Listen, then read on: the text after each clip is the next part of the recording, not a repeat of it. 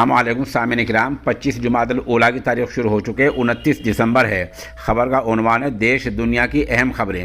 دہلی اور ممبئی سے خبر یہ آ رہی ہے کہ پچھلے 24 گھنٹوں میں کورونا کے دگنے معاملے ہو گئے ہیں۔ اس سے فرق یہ پڑا ہے کہ دہلی میں میٹرو کا اور بس کا سفر مشکل ہو گیا ہے۔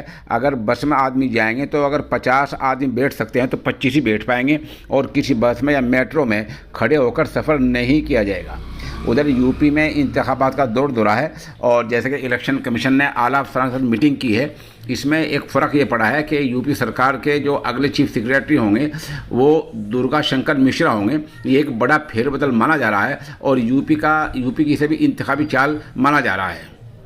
ادھر وزیر اعلیٰ آدتیہ ناتھ یوگی کے پروگرام میں آج کچھ لوگ کالے کپڑے پہن کر داخل ہونا چاہ رہے تھے، ان کو روک دیا گیا ہے اور کہا گیا کہ کالے کپڑے اتار کر آنا پڑے گا۔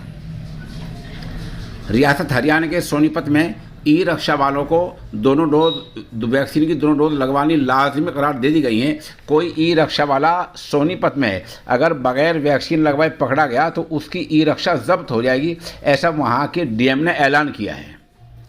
ادھر 2 دن بعد 1 جنوری سے اے ٹی ایم سے پیسے نکالنے مہنگے ہو جائیں گے۔ اتر پردیش کے لکھنؤ میں بتایا گیا ہے کہ کورونا کے معاملے بڑھ گئے ہیں، اور اگر کورونا وہاں زیادہ بڑھتا ہے تو لکھنؤ جو ہے دوسرے زون میں داخل ہو سکتا ہے۔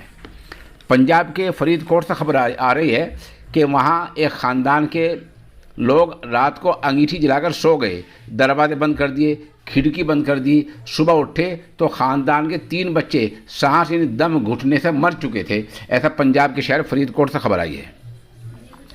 ادھر آج کالی چرن جس نے ہریدوار میں بیان دیا تھا، آج 8 منٹ کا دوسرا ویڈیو جاری کیا ہے اور کہا میں مہاتما گاندھی کے خلاف تھا، خلاف ہوں، خلاف رہوں گا، اور ایف آئی آر سے میرے اوپر کوئی فرق نہیں پڑتا ہے، ایسا کالی چرن نے اعلان کیا ہے۔ غیر ملکی خبروں میں بتایا گیا ہے کہ تبت کے علاقے میں ٹھنڈ زیادہ ہے، جہاں سے چین نے نگرانی والی اپنی فوج ہٹا لی ہے اور اب وہاں نگرانی روبوٹ کریں گی، ایسا چین سے خبر آ رہی ہے۔ ادھر فرانس کے شمالی علاقے واز سے خبر آئی ہے کہ ایک مسجد کو 6 مہینے کے لیے یہ کہہ کر بند کر دیا گیا ہے کہ امام نے جہاد کے دفاع میں خطبہ دیا ہے۔ سوال یہ ہے کہ جب آپ جہاد پر اعتراض کریں گے تو جہاد کا دفاع تو کرنا پڑے گا، کہ جہاد اسلامی اصطلاح ہے، اور جہاد کا مطلب وہ نہیں جو لوگ سمجھتے ہیں۔ جہاد تو اپنی حفاظت کے لیے کیا جاتا ہے، دفاع کے لیے کیا جاتا ہے، جہاد کا مطلب حملہ نہیں ہے۔ بہرحال یہاں جہاں یہ مسجد بند ہوئی ہے، یہ پیرس سے 100 کلومیٹر فاصلے پر علاقہ ہے جس کا نام ہے واز میں فرانس نے ایک مسجد کو 6 مہینے کے لیے بند کر دیا گیا ہے۔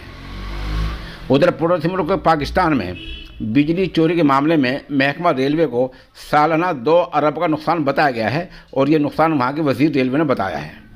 ادھر خبر آ رہی ہے کہ مسجد حرام اور مسجد نبوی صلی اللہ علیہ وسلم میں کل 30 دسمبر سے سماجی فاصلے کے نشان لگنے شروع ہو گئے ہیں، اور کل سے وہاں سماجی فاصلہ بنا کر نماز ادا کی جائے گی۔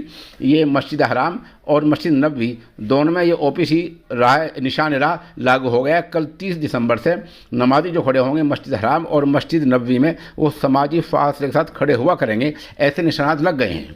ادھر امریکہ نے ایک خبر دی ہے کہ طالبان افغانستان میں سلفی مسلک والوں پر ظلم کر رہا ہے، حالانکہ ایسا نہیں ہے، طالبان کا کسی مسلک سے کوئی لینا دینا نہیں ہے۔